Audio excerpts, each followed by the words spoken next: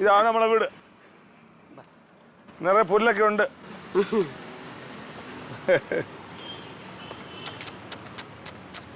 ഓടിയാ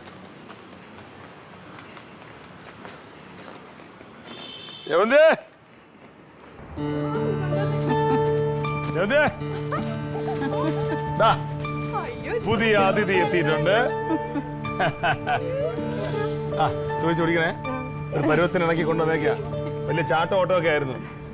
തക്കളിയായി കണ്ടാ മക്കളെ, പുതിയ കൂട്ടുകാരൻ വന്നു.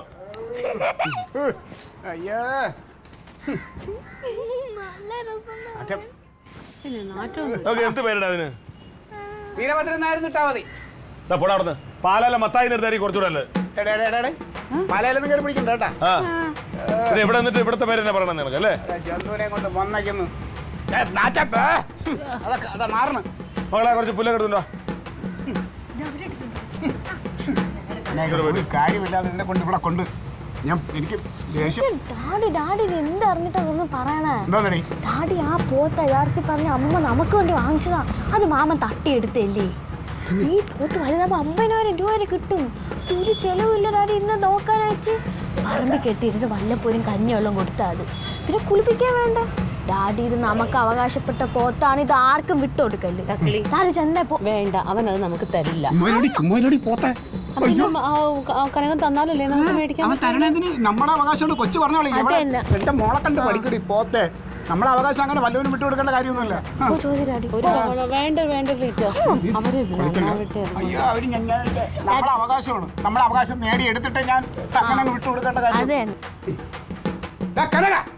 വേണ്ട ക്ലീറ്റോ. മര്യാദ പോത്തിനെ കാണാ. നിന്റെ പോത്ത? അതെ, എന്റെ പോത്ത്. എന്റെ അമ്മായി അമ്മ 5600 രൂപ കൊടുത്ത് എന്റെ ഭാര്യക്ക് സമ്മാനമായി കൊടുക്കാൻ വാങ്ങിയ പോത്ത് തരാൻ. അല്ല നിനക്ക് പോത്ത്, നീ ഒരു പോത്തല്ലേടാ? അമ്മ, എന്റെ തക്കിളിമോള് പറഞ്ഞപ്പോഴാണ് കാര്യങ്ങളുടെ സത്യാവസ്ഥയൊക്കെ എനിക്ക് മനസ്സിലായത്. പോത്തെ കാണടി, ഇതിന്റെ ആങ്ങളുടെ തനി സ്വരൂപം. നിനക്ക് തേനാണ് പാലാണ്. അവനെ നമ്മൾ നന്നാവും അറിഞ്ഞപ്പോ അവൻ ചതിച്ച് ഇതിനെ തട്ടിയെടുക്കാൻ നോക്കിയിരിക്കണം. ഞാൻ തട്ടിയെടുക്കാൻ നോക്കിയൊന്നുമല്ല. നിനക്ക് അറിഞ്ഞല്ലേ, നിനക്ക് മണം പിടിക്കില്ല. അത് 10 മിനിറ്റ് മുമ്പ്.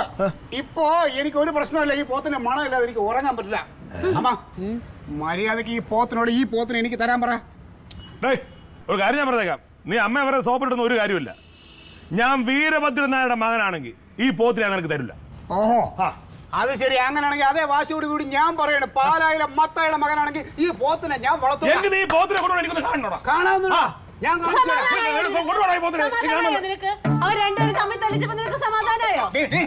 കൊച്ചിനെ തൊട്ടാണല്ലോ. അത് സത്യസന്ധമായ ഒരു കാര്യമെന്ന് പറഞ്ഞപ്പോ നിനക്ക് അത് കുഴപ്പം. കൊടടി അവനെ തല്ലടി നീ. കനക, നിന്നോട് ഞാൻ അപ്പോഴേ പറഞ്ഞതില്ലേ അവൻ അവകാശപ്പെട്ട പോത്തിനെ അങ്ങ് കൊടുത്തേക്കായി. അമ്മ ഇത് എന്താ പറയുന്നത്? ഈ പോത്തിനെ വളർത്തണമെങ്കിലേ അതിന്റെ പാടുണ്ട്. ഒരു സമയത്ത് പുണ്ണാക്ക് കൊടുക്കണം, പുല്ല് പറിക്കണം. ഇതൊക്കെ അവൻ ചെയ്യോ? അയ്യോ, നീ എന്ത് വിചാരിച്ചെന്നെ പറ്റി? ഞാൻ ഈ പോത്തിനെ അന്തസ്സായിട്ട് ഞാൻ വളർത്തും. നീ വളർത്തണം, ശരീരം ഇണങ്ങാത്തവനാ. ഞാനേ ഒരു ആൺകുഞ്ഞിനെ ഞാൻ ആഗ്രഹിച്ചു. എന്റെ പൊന്നു മോനെ പോലെ ഞാൻ ഈ പോത്തിനെ വളർത്തോടാ.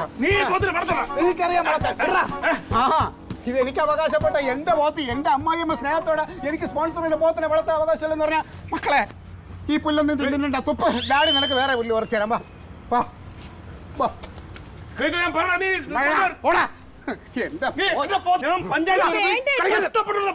നമുക്ക് വേണ്ട, കൊണ്ടുവയ്ക്കോ. ഒരു കാര്യം ഞാൻ പറഞ്ഞേക്കാം. ഇനി മേലാൽ എന്റെ ഭാര്യയുടെ, എന്റെ മോളുടെയോ, എന്റെ മോന്റെ കാര്യത്തിൽ ഇടപെടുമെങ്കിൽ കനക എന്റെ സ്വഭാവം നീ അറിയും. ആ മക്കളെ, ഡാഡി കൂടെ വാ. ഞങ്ങളെ പോറ്റാനുള്ള തണലിയൊക്കെ ഈ ക്ലീറ്റ് ആയിക്കൊണ്ട് വാ. നമുക്ക് നമ്മളെ വീട്ടിൽ പോവാം. നമുക്ക് അന്തസ്സായിട്ട് ജീവിച്ച് കാണിച്ചു കൊടുക്കണം. ഭാഷകാര്യത്തിൽ ക്ലീറ്റോ ഭയങ്കരനാണ്. ഇനി അവ ആ പോത്തിനെ പൊന്നുപോലെ നോക്കിക്കോളൂ. എന്നാൽ ഈ ബുദ്ധി നീ നേരത്തെ കാണിച്ചിരുന്നെങ്കിൽ ഞാൻ രക്ഷപ്പെടില്ലായിരുന്നുടാ.